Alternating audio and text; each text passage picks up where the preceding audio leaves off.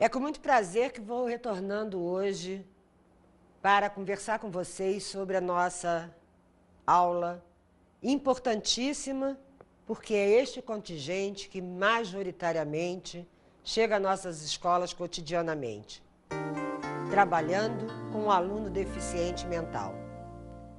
Vocês já devem ter visto em aulas anteriores a definição básica da educação especial, que é uma modalidade de ensino que trata das deficiências, dos distúrbios de condutas e das altas habilidades, sendo reconhecido pela própria Constituição Federal como parte inseparável do direito à educação.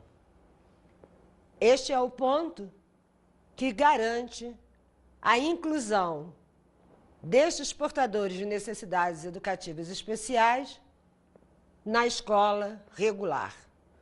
Precisamos ter bastante clareza que isso significa dizer que o processo deve ser completo, que flua desde o estímulo essencial até os graus superiores de ensino. E a tarefa prioritária é garantir a capacidade de cada um nos limites e nas potencialidades evidenciadas através dos diagnósticos. Sendo assim, é preciso que nós entendamos que o portador de deficiência mental é uma criança que apresenta anomalias, tem comportamento diferente dos demais e, com isso, necessitará de recursos pedagógicos e planejamento específico para a sua capacidade. Não tem sido fácil a conceituação do aluno deficiente mental. Várias tentativas têm sido feitas pela área médica, pela área psicológica, pela educação, pelo serviço social, e cada uma delas se utilizando dos seus parâmetros teóricos. Não há uma coisa fechada, até porque a ciência não é fechada, ela avança e este avanço e essas outras possibilidades que vão sendo acrescidas ao dia a dia da criança é que tem dificultado o fechamento de uma definição. Por isso, para a nossa aula de hoje, nós optamos em trazer a definição da Associação Americana de Deficiência Mental, por entendermos que ela é clara e engloba os diferentes aspectos que as áreas têm trabalhado. Vejamos. Funcionamento intelectual significativamente abaixo da média, oriundo do período concomitante com as limitações associadas a duas ou mais áreas da conduta. Adaptativa, ou da capacidade do indivíduo em responder adequadamente às demandas da sociedade nos seguintes aspectos: comunicação, cuidados especiais, habilidades sociais, desempenho na família e comunidade, independência de locomoção, saúde e segurança, desempenho escolar, lazer e trabalho. Associação Americana de Deficiência Mental.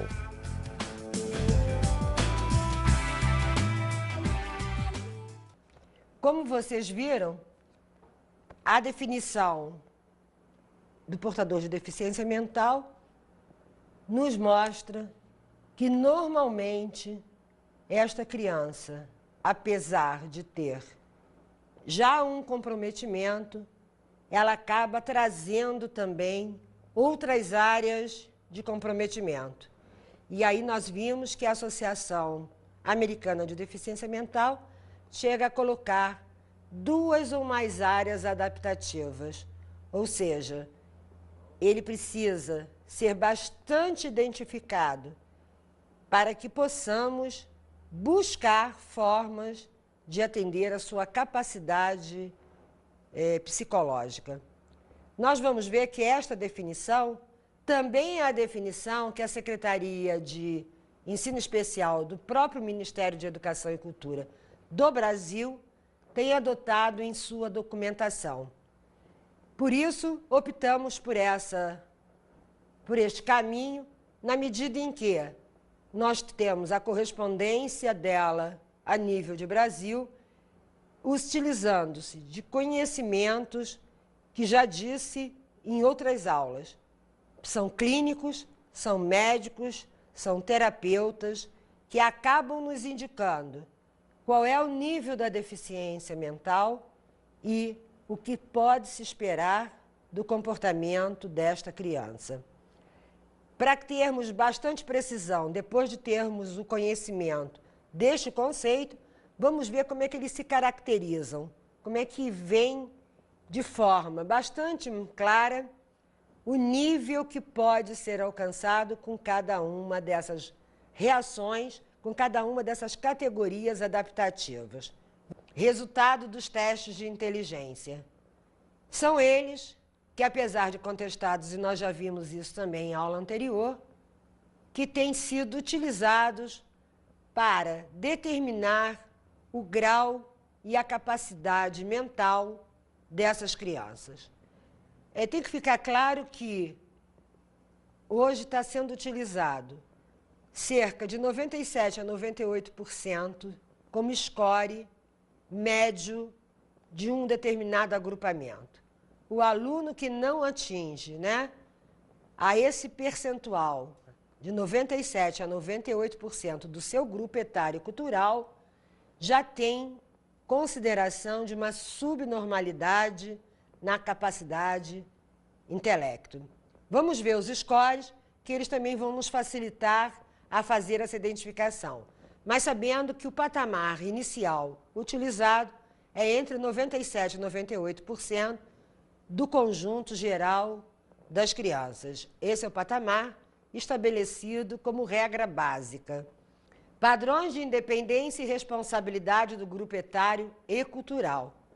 A meta do teste de inteligência é verificar o comportamento do indivíduo dentro do seu grupo social. Então, o surgimento desta doença precisa ser caracterizada e estar descrita até a idade de 18 anos, porque é quando você, no desenvolvimento da criança, pode perceber a anomalia e, após essa data, 18 anos, normalmente não se considera deficiência mental, mas com certeza ela será caracterizada como doença mental. E há uma bastante diferença entre o conceito de doença e o conceito de deficiência. Deficiência é uma perda que se busca trabalhar em prol de uma recuperação a níveis possíveis.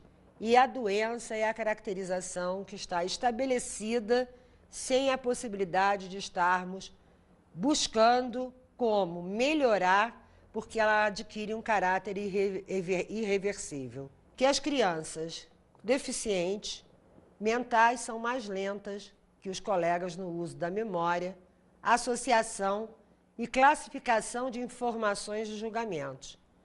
Porque esses scores, na verdade, vão estar sendo muito mais baixos que os 97%, 98% do grupo atingido como meta. Vejamos, então, os scores usados pelas testagens. São esses scores que regulam os graus de normalidade e de subnormalidade para classificar QI entre 85% e 70%, são considerados subnormais intelectualmente limítrofes. O que quer dizer isso? Limítrofes é que se encontra na parte inferior do gráfico de testagem, mas que as crianças com suporte adequado, eles conseguem chegar aos padrões de normalidade. A situação limítrofe é porque ele há de crescer, ele pode crescer, ele sempre dependerá do atendimento educacional que se organiza para este crescimento. É muito comum nós percebermos que algumas crianças apresentam certas dificuldades porque eles com certeza, se fossem submetidos a esse teste, eles estariam nessa condição de limítrofes. O coeficiente de inteligência entre 70% e 55% já classifica crianças portadoras, né, de deficiência mental como deficientes mentais educáveis. Nós vamos depois ter a definição dessas coisas para ficar mais claro. Mas significa que ele tem uma perda, né, ou tem um comprometimento na área mental, mas ele pode ir respondendo a alguns quesitos da vida escolar. E aí é o que eu costumo sempre afirmar. O diagnóstico é clínico, e este clínico precisa informar a escola quais são os limites possíveis desta criança para que um planejamento seja bastante ordenado e claro e que tenha realmente possibilidade de atingir o objetivo a que se propõe. Costumo dizer, cada vez que nós não temos muita clareza do que ensinar, para quem ensinar e a quem ensinar, fica totalmente desfocalizado o objetivo educacional da escola. Com certeza trazendo para você, professor, muita frustração profissional. Então é importante que a gente conheça esses scores para que possamos cobrar de quem os faz a responsabilidade de informar a escola em que condições esta criança deve ser orientada. E o último score, esses são os coeficientes de inteligência abaixo de 55%, que são considerados deficientes mentais treináveis, que significa que ele não vai ter compromissos escolares na ordem do intelecto, mas ele vai à escola para fazer ajustamentos sociais e ele pode, enquanto treinado, se proteger de violência, ele pode se proteger de situações circunstanciais em que ele convive, ele pode desenvolver as suas ações de integração num grupo, de solidariedade com as pessoas, de relação afetiva. Então, este é o trabalho que a escola vai desenvolver com ele. Necessariamente, a escola apenas não vai cobrar desta criança, que é classificada como treinável, aspectos linguísticos e lógico abstratos, porque o clínico já está lhe informando que o comprometimento de intelecto dele não chega a este nível. E se não chega a este nível, não há como fazer cobranças de alguma coisa que não se realiza, que é outra coisa que nós precisamos ter clareza. A escola não está ali para dizer a ele que ele não é capaz. Ele até já sabe que ele não é capaz. Nós precisamos, educacionalmente, inseri-lo na sociedade. E no comportamento que ele vai adquirindo das relações sociais e interpessoais e intrapessoais, ele com certeza já terá avançado no seu código de comportamento educacional. E é isso que nós, professores, precisamos entender. Não é necessário que fiquemos presos a um aspecto formal do conhecimento, porque sabemos que não haverá correspondência para isso. Não nos interessa chamá-lo de aprovado ou reprovado, já que ele não tem condições de absorção desta natureza. Vamos nos acalmar, vamos pensar um pouco em por que é que aquela criança está lá e vamos objetivar o nosso trabalho. Vamos sair da frustração. Com isso, vamos dar uma paradinha, fazer um pequeno intervalo.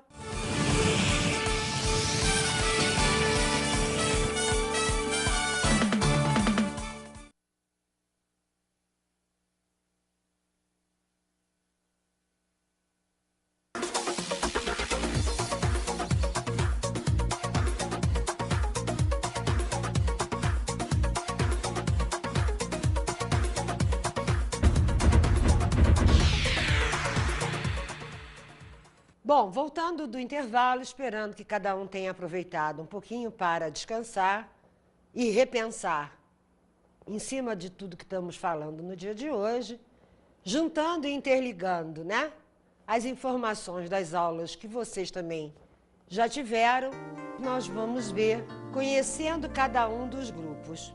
Os critérios que nós vamos adotar no conhecimento desses grupos são critérios educacionais que tornam mais fácil você, meu colega, você, professor, a descobrir em que nível de conhecimento há possibilidade de se esperar dessa criança. Há de se convencionar ainda que a criança precisa ter o atendimento adequado. Para isso, nós estamos fazendo a aula de hoje para oportunizar que você conheça como se classificam e o que pode se esperar de cada um deles. Vamos ver quem são, definindo sobre esses critérios educacionais. É aquela que, devido ao seu desenvolvimento subnormal, é incapaz de se beneficiar suficientemente do programa escolar regular, mas é considerada capaz de desenvolvimento em outras áreas. Durante os primeiros anos de vida, em muitos ambientes, o deficiente mental educável geralmente não é reconhecido como tal. A maior parte do tempo, a deficiência não é evidente, pois não se é possível medir a criança durante a primeira infância pelo conteúdo educacional. Então vocês vejam como é difícil, né?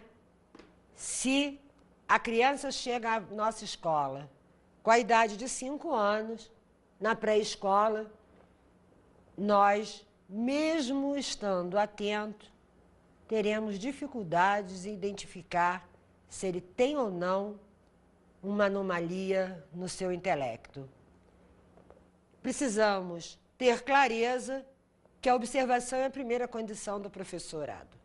A criança da pré-escola é uma criança bastante observada nas suas ações, só que ao menor indício, né, de que algo não funciona satisfatoriamente, e aí nós vamos ver depois que não é adaptativamente à idade o seu comportamento, nós precisamos fazer o devido encaminhamento, conversar com a família para que se proceda os testes de inteligência. Eles, na verdade, apesar de não serem infalíveis, são ainda os parâmetros utilizados pelos médicos, pelos psicólogos e pela própria área de educação.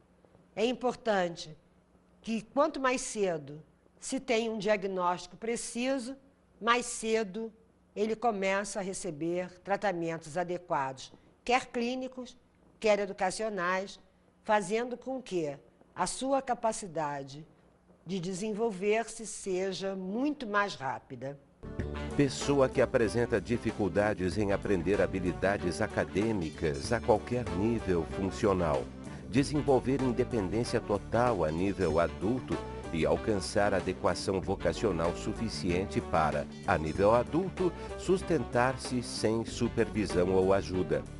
A pessoa treinável é capaz de conseguir capacidade de cuidar de si própria, de se proteger de perigos comuns, ajustamento social, entre outras coisas. Pela definição, nós vimos que o deficiente mental treinável, ele vai se desenvolver muito mais no campo de habilidades do que no campo do conhecimento formal.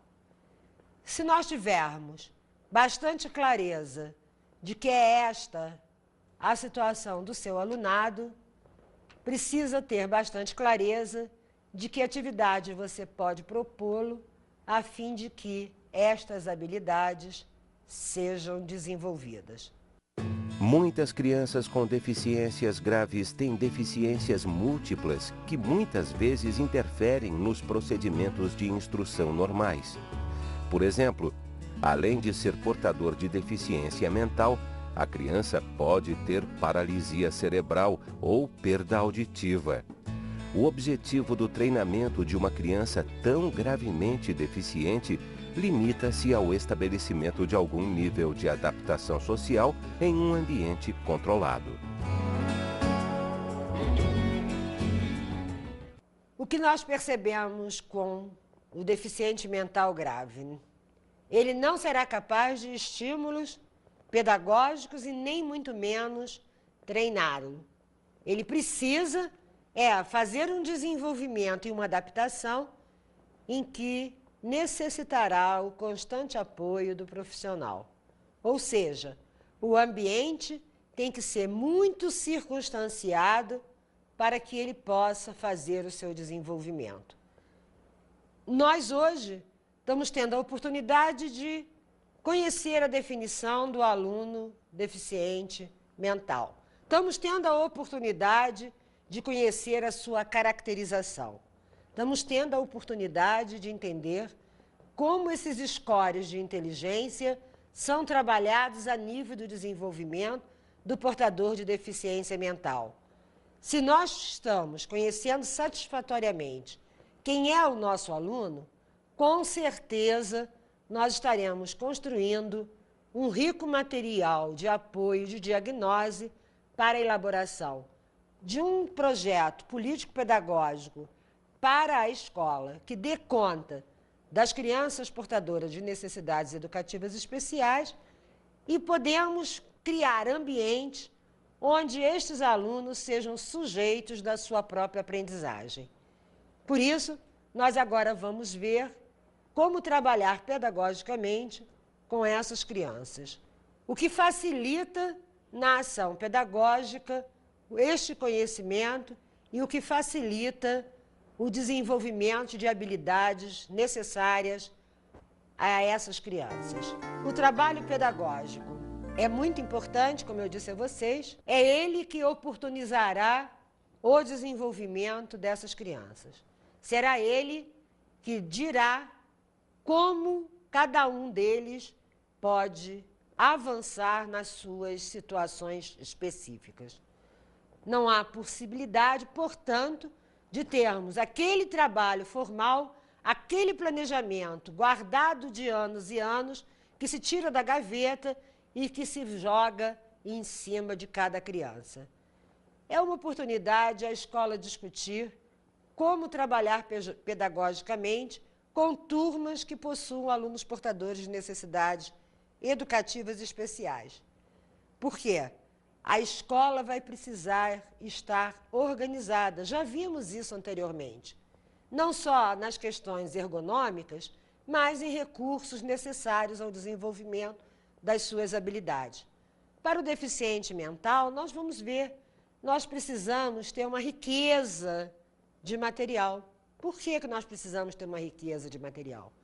Porque ele precisa experimentar. Nós não estamos desenvolvendo habilidades.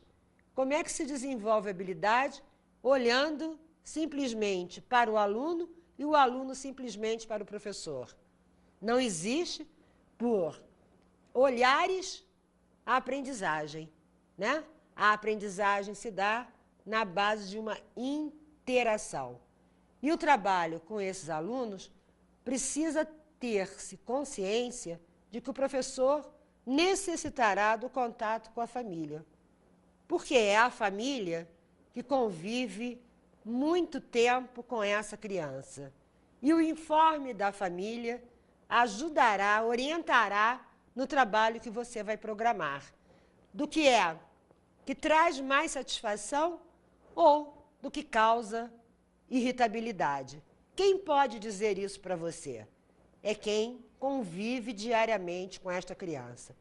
Então, o professor que detém na sua turma um aluno portador de deficiência mental tem que assumir o papel de orientador.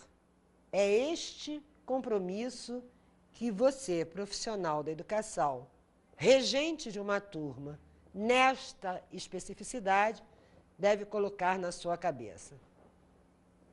Uma outra questão que é muito importante que seja pensado é sobre a questão do espaço físico. Não há possibilidade, numa turma com portador de deficiência mental, um espaço que cerceie o seu direito de se movimentar. Porque a criança que é deficiente mental não tem uma relação espacial muito adequada para que ele possa manipular os jogos, manipular a riqueza de material que a turma pode ter num ambiente que seja muito apertado, que seja muito fechado. Vamos ver por que eu digo deste cuidado com o ambiente. Para que as crianças manipulem tais materiais de forma bem livre, é imprescindível que o espaço tenha uma metragem que possibilite uma boa circulação dos alunos na sala, que possam coexistir atividades individuais e de grupos. A existência de armários, estantes, materiais de sucata, muitos jogos, tintas, pincéis, lápis, gravuras, reálhas, embalagens variadas, contas de luz, gás, etc. Isto porque a organização deste espaço deve refletir os pressupostos em que se baseia esta prática educacional. Gofredo, 2001. O que nós vimos com a definição do espaço da sala? Da importância de que os recursos estejam disponíveis e sejam possíveis de serem utilizados por uma criança de retardo mental que nem sempre tem controles, coordenações definidas. O trabalho que a gente faz pedagogicamente com essas crianças é muito mais numa ação problematizadora do que numa ação que exija uma resposta de imediato. Porque o aluno que apresenta esse retardo mental, ele tem condições de produzir o seu próprio conhecimento. E cada vez que o professor trabalhar com situações problematizadoras, que leve ele a ser desafiado na sua possibilidade, ela estará contribuindo para que ele possa avançar no seu nível operatório concreto. Porque este nível, o retardo mental permite chegar.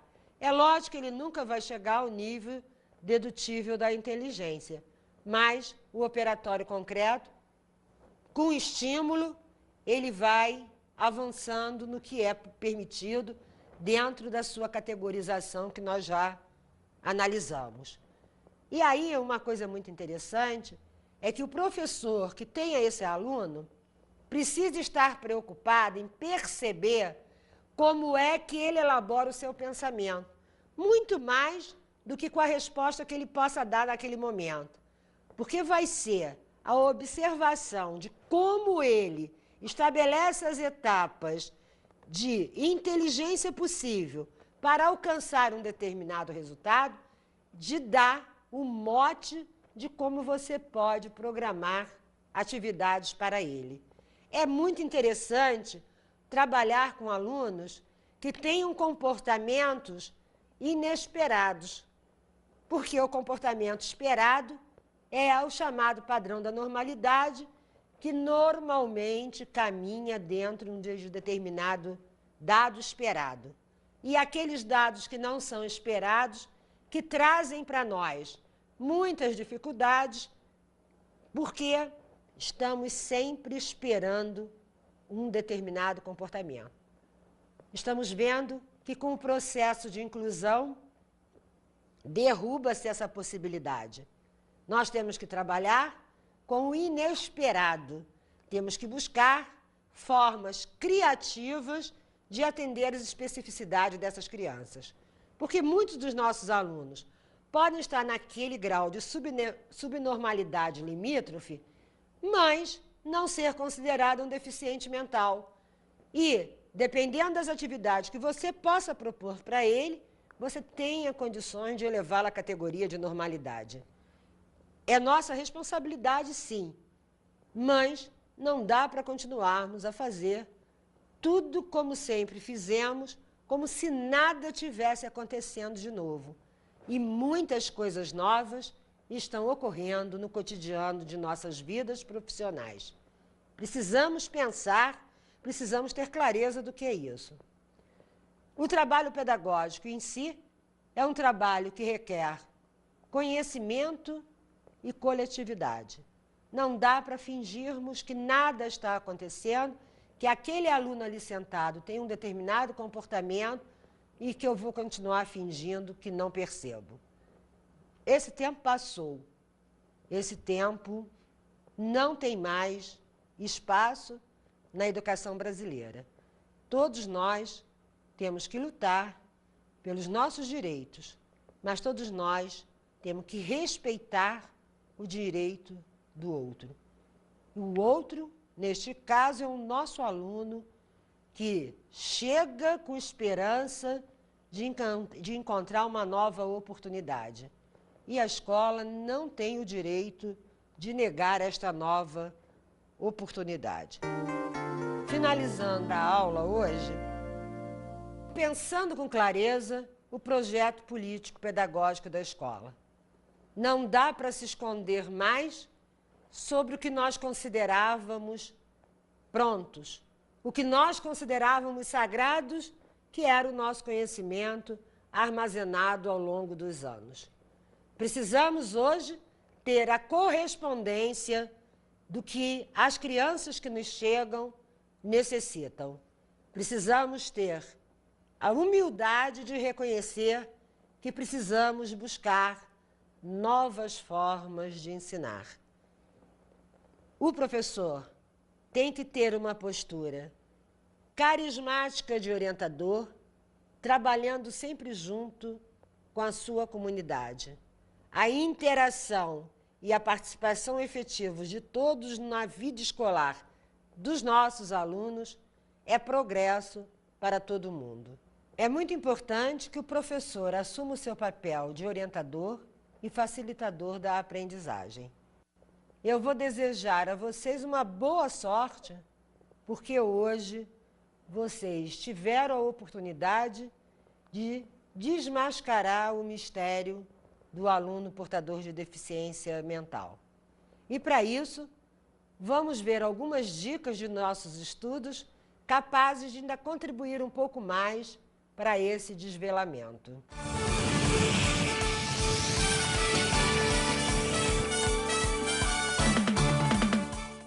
A nossa atividade de hoje é importante se levantar ações cotidianas que facilitariam um trabalho com portadores de deficiência mental.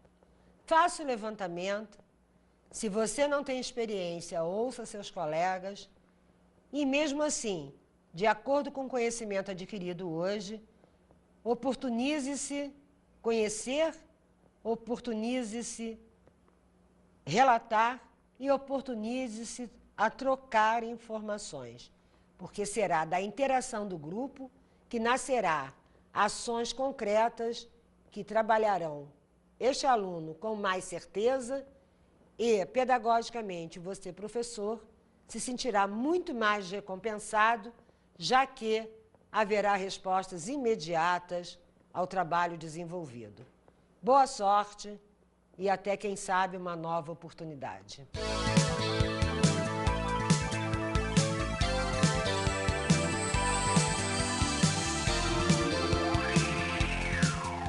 Na aula de hoje, a professora Sueli nos falou da identificação do aluno portador de deficiência mental. Como é importante conhecermos quem são esses alunos, suas características, como forma de nos ajudar a planejar de forma mais satisfatória.